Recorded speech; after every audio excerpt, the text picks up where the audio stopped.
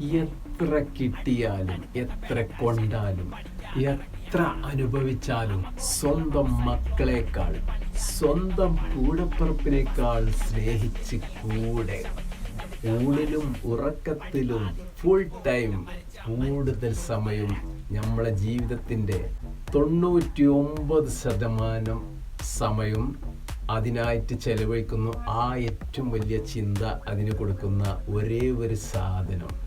അതായത് പിന്നെ